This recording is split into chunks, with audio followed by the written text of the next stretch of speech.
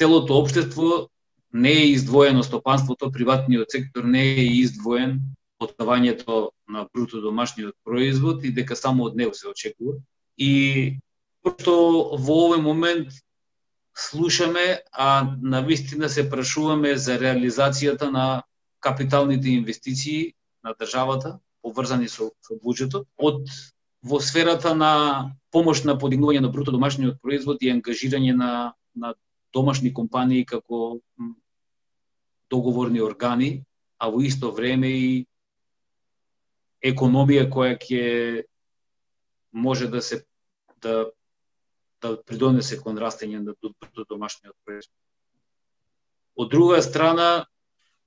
во образованието, во сите нивоа на образованието, во медицината, во локалните услуги, во капиталните инвестиции,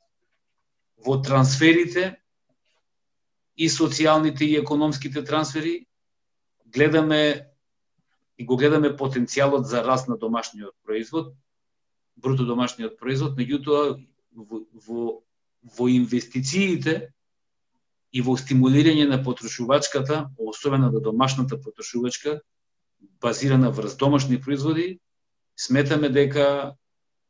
можеме да одржиме еден баланс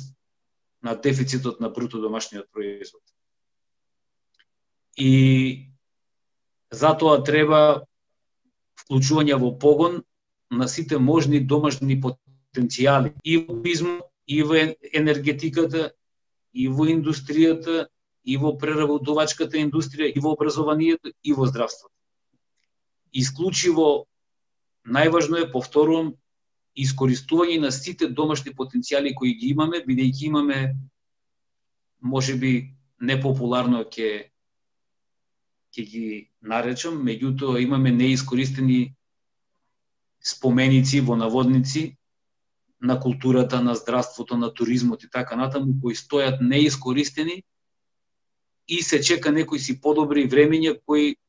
за различни интересни групи подобрите времења се сега или некогаш понатаму, и сметаме дека државата мора да биде свесна дека нашите потенцијали подпретпат ги